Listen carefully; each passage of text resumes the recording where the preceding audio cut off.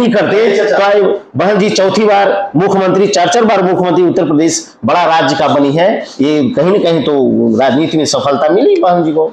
आज ठीक उसी तरह पूरे देश में तीसरी ताकत बनकर के बहन जी उभरी है और पूरे बहुजन समाज, बहुजन पार्टी, बहुजन समाज जो है इंतजार कर रही थी कि 10 साल जो भाजपा नाटक किया है वो किसके बल पर किया है और भाजपा को हटाने का कौन रास्ता है। तो बहुजन समाज जो है आज इंतजार कर रही है कि बहन जी आज देश में प्रधानमंत्री बने और भाजपा के और कांग्रेस के दोनों को अत्याचार को समाप्त करें, जैसे उत्तर प्रदेश में किया सर। बात सत्ता में आने के बाद। जी सर, बिल्कुल। अब बात करते हैं थोड़ा बिहार के बारे में, बिहार की राजनीति पर। आप बिहार के one of the hot seat Nalanda, जहाँ से हमारे मुख्यमंत्री जी भी आते हैं, उस सीट से चुनाव लड़ रहे हैं। माना जाता है कि वो सीट जो है जेडीयू का गढ़ है। तो आपको क्या लग रहा है कि वहाँ पे बसपा की जीतने की संभावना कितनी है? दिसंबर में ही हमारी पार्टी का वहाँ बहुत बड़ा कार्यक्रम हुआ। अंतर्राष्ट्रीय सभागार में 3 दिवसीय कैडर क्लास हुई। तो कैडर क्लास में ही हम इंटरव्यू में कह दिए थे कि ये बुद्ध की धरती है और बुद्ध की धरती पर विद्वानों का पूजा होना चाहिए। और विद्वान बन करके नीतीश कुमार ने हिंदुत्व का नारा दिया और भाजपा ऐसा पार्टी को, सामंती पार्टी को आगे बढ़ाने का काम किया। इसीलिए नालंदा की धरती से ही सामंती को उखाड़ कर फेंकना है और बहुजन राज स्थापित करना है। हम उस समय भी बोले थे कि बहन जी का आशीर्वाद मिला तो नीतीश जी को वहां से जड़ से मैं उखाड़ कर फेंकने का काम करूंगा और बहुजन समाज को स्थापित करने का काम करूंगा। ये मेरा इंटरव्यू पीछे भी चला है। तो आपको क्या लगता है सर, नालंदा की जनता है, कौशलेंद्र कुमार जी वहाँ के जो वर्तमान सांसद हैं, उनसे खुश नहीं है? कौशलेंद्र कुमार एक स्टंप है नीतीश जी का, यानी सबसे बोका आदमी, सबसे गुंगा आदमी यदि कहते हैं तो नालंदा को बर्बाद करने में कौशलेंद्र का हाथ है, उसके पीछे नीतीश कुमार का हाथ है।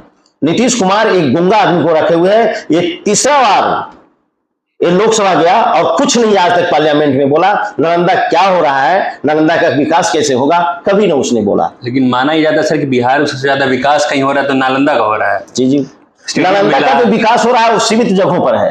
नालंदा का विकास यदि देखना है तो आज जादव टोली में देखिए, चमर टोली में देखिए, मूसर टोली में देखिए, वहां विकास दिखाई देगा कि नीतीश कुमार कैसे अवहेलना किया है, कैसे बहुजन समाज को शोषण किया है। यदि विकास दिखना है तो वहां अवधिया जाति से आते हैं, कुर्मी जाति का भी 7 पाठ है।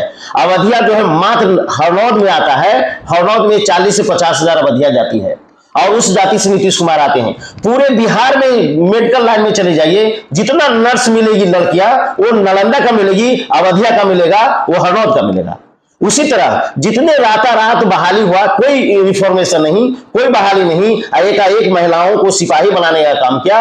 उसी तरह नालंदा के ही अवधिया समाज के लड़कियों को उसने पुलिस बना दिया राताराती।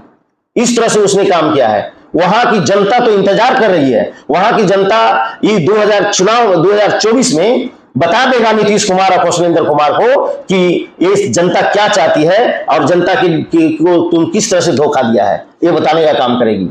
तो नालंदा में सर आपका मुकाबला किससे है?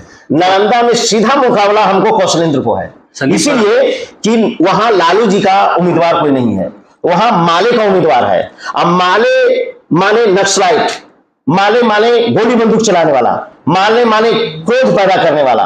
इसीलिए वहां की जनता इंतजार कर रही थी कि बहुजन समाज पार्टी आए कि हम दोनों को जवाब दें। वहां नीतीश कुमार कौशलेंद्र को भी जवाब देने जा रही है और माले को भी जवाब देने जा रही है। वहां पर कांग्रेस समर्थित और भाजपा समर्थित दोनों को छक्का छोड़ाएगी वहां की जनता बहुजन समाज को आगे लाकर। चलिए सर, बहुत बहुत शुभकामनाएं आपको अगले चुनाव के लिए जी, और उम्मीद करते हैं कि आप सांसद बने। जी, धन्यवाद आपको भी। बहन जी को प्रधानमंत्री बनाने का हम लोग का लक्ष्य है। यदि नालंदा से हम लोग जीत के जाते हैं तो एक अच्छा समर्थन मिलेगा और बहन जी प्रधानमंत्री बनेगी 2024 का।